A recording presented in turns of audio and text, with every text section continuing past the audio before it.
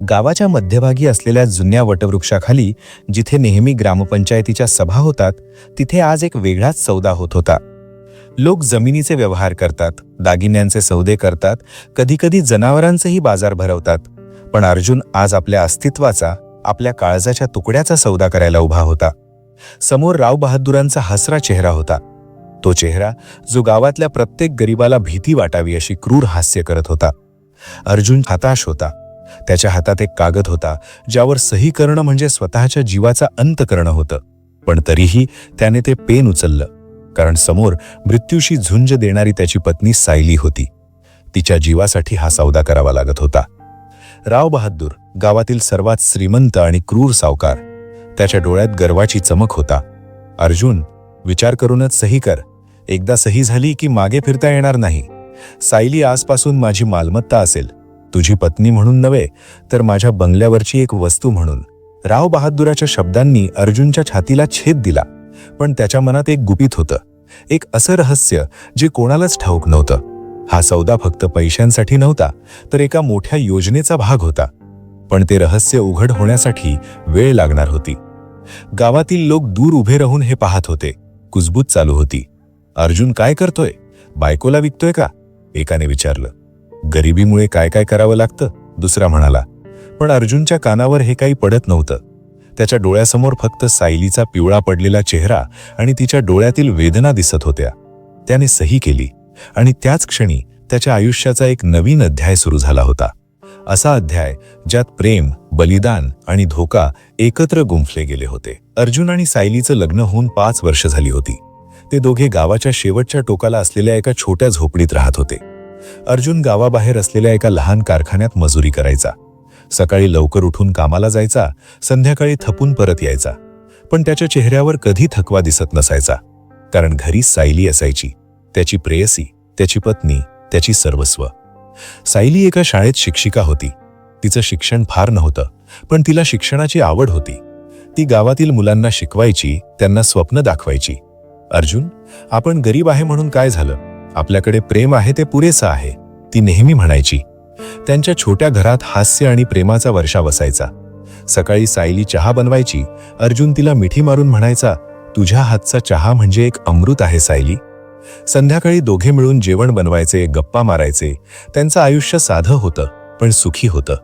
पण एक दिवस सगळं बदललं. तो दिवस अर्जुन कधीच विसरू शकत नव्हता.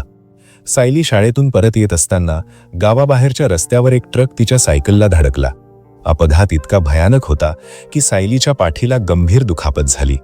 डॉक्टरांनी सांगितलं, तिच्या मणक्यातील नसा दाबल्या गेल्या आहेत. उपचार न झाल्यास ती कायमची अपंग होईल किंवा जीव गमवेल. उपचारासाठी 5 लाख रुपये लागणार होते. अर्जुनसाठी ही रक्कम म्हणजे खूप मोठी रक्कम होती. अर्जुन विचारात पडला. अर्जुनने सगळे प्रयत्न केले. प्रथम त्याने कारखान्यातील मालकाकडे मदत मागितली. साहेब, मी तुमच्यासाठी इतके वर्ष काम केलं, थोडी मदत करा ना. पण मालकाने डोळे फिरवले. अर्जुन, मी काय करू? माझ्याकडेही पैसे नाहीत. मग अर्जुन गावातील सरपंचाकडे गेला. सरपंच म्हणाले, मी पाहतो, पण गावच्या फंडातून इतके पैसे कसे देऊ? अर्जुनने आपल्या मित्रांना, नातेवाईकांना हात पसरले. काहींनी 10-20 हजार दिले, पण ते पुरेसे नव्हते. प्रत्येक दरवाजा ठोठावला, पण प्रत्येक वेळी रिकाम्या हाताने परतावं लागलं. सायलीची अवस्था दिवसेंदिवस खराब होत होती. ती अंथरुणावर पडून राहायची, वेदनेने विव्हळायची. अर्जुन, मला सोडून दे, मी तुझ्या आयुष्यात ओझं राहिले आहे, ती म्हणायची. पण अर्जुनच्या डोळ्यात अश्रू यायचे. सायली, तू माझा काळजाचा तुकडा आहेस, तुझ्याशिवाय मी कसा जगू? त्याने रात्रंदिवस विचार केला.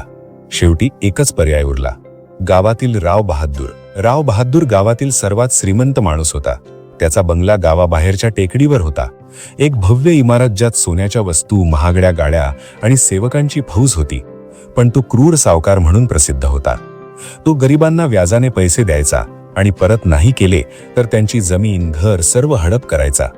त्याची नजर पहिल्यापासूनच सायलीवर होती. गावातील उत्सवात तो तिला पाहायचा, तिच्या सौंदर्यावर मोहित व्हायचा.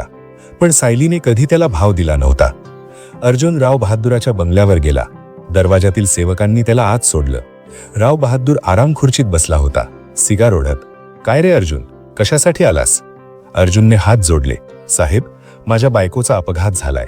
5 लाख रुपये हवेत, मी व्याजासह परत करेन. राव बहादूर हसला. एक क्रूर हास्य. पैसे? मी देतो, पण बदल्यात काय देणार? अर्जुन म्हणाला, माझी जमीन, माझं घर, सगळं गहाण ठेवतो. राव बहादूर उठला, अर्जुनच्या खांद्यावर हात ठेवला. नाही रे, मला तुझी जमीन नको, मला सायली हवी. अर्जुनच्या पायाखालची जमीन सरकली. काय म्हणताय साहेब? राव बहादूर म्हणाला, विचार कर. नाही म्हणालास तर सायली मरेल, हो म्हणालास तर ती जगेल माझ्याबरोबर. अर्जुन घरी परतला. रात्रभर झोप आली नाही. जर मी सौदा नाही केला तर ती मरेल, आणि जर केला तर ती माझ्यापासून दूर जाईल, या विचाराने तो रात्रभर तडफडत होता. सकाळी तो पुन्हा राव बहादुराकडे गेला. साहेब, मी तयार आहे. राव बहादुराने कागद तयार केला. अर्जुनने सही केली. पैसे मिळाले. सायलीला रुग्णालयात नेलं. उपचार सुरू झाले. सायली हळूहळू बरी होऊ लागली.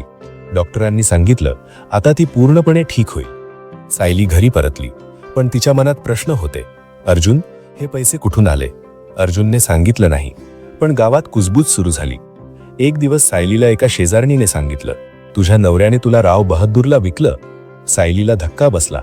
तिने अर्जुनला विचारलं. अर्जुन रडला. सायली, मी तुझ्या जीवासाठी केलं, मला माफ कर. सायली रडली, पण तिच्या मनात राग नव्हता. अर्जुन, तू माझ्यासाठी इतकं मोठं बलिदान केलंस, मी कशी काय तुझ्यावर रागवू शकते? पण सौदा पूर्ण करावा लागला. सायली राव बहादुराच्या बंगल्यावर गेली. गावात अर्जुनला हिणवण्यात आलं. बायको विकणारा नवरा, लोक म्हणू लागले. अर्जुन एकटा पडला, पण त्याच्या मनात एक योजना होती. तो हप्ते भरून सायलीला परत आणणार होता. राव बहादुराच्या बंगल्यावर सायलीची वागणूक बदलली. तो तिला मानसिक त्रास देऊ लागला. सायली, आता तू माझी आहेस, अर्जुनला विसर. पण सायली म्हणाली, राव बहादूर, तुम्ही शरीराचा सौदा केला असेल, पण माझं मन आजही अर्जुनचं आहे. त्याने माझ्या आयुष्यासाठी स्वतःचं अब्रूचं होली करून घेतलं. यापेक्षा मोठं प्रेम काय असू शकतं? सायलीने शांत बसणं पसंत केलं नाही. तिने बंगल्यात राहून राव बहादुराच्या बेकायदेशीर धंद्यांची माहिती गोळा केली. तो ड्रग्सचा व्यापार करायचा, बनावट नोटा छापायचा. सायलीने गुप्तपणे पोलिसांना माहिती दिली. मॅडम, मी सायली आहे, राव बहादुराच्या बंगल्यावरून बोलतेय, त्याचे काळे धंदे आहेत. दरम्यान अर्जुन पहिला हप्ता घेऊन बंगल्यावर पोहोचला. साहेब, हे घ्या पैसे. राव बहादूर हसला. अर्जुन, सायली आता माझी आहे. आणि त्याच वेळी पोलिसांनी धाड टाकली. राव बहादूर, आम्ही तुम्हाला अटक करायला आलो आहोत. पोलिसांना पुरावे सापडले. ड्रग्ज, बनावट नोटा. राव बहादुराला अटक झाली. सायली मुक्त झाली. अर्जुन त्याच्यासमोर उभा होता, डोळ्यात पाणी. सायली, मी तुला दमावलं होतं. सायलीने त्याच्या पाया पडत म्हटलं, ज्याने माझ्या आयुष्यासाठी स्वतःचं नाव कलंकित करून घेतलं, त्या देव माणसाकडे मी कशी काय रागवू शकते? गावाला चूक उमगली. सरपंच म्हणाले, अर्जुन, तू खरा पती आहेस, तुझं बलिदान आम्हाला शिकवण देईल. अर्जुन आणि सायली पुन्हा एकत्र आले. त्यांचं प्रेम आता अधिक मजबूत होतं. जो सौदा वाटत होता, ते खरं तर एका पतीचं सर्वोच्च बलिदान होतं. मित्रांनो, कथा कशी वाटली नक्कीच आम्हाला कमेंटमध्ये सांगा. आणि अशाच नवनवीन कथेसाठी विकी कथा चॅनलला नक्की लाईक, शेअर आणि सबस्क्राईब करायला विसरू नका. धन्यवाद.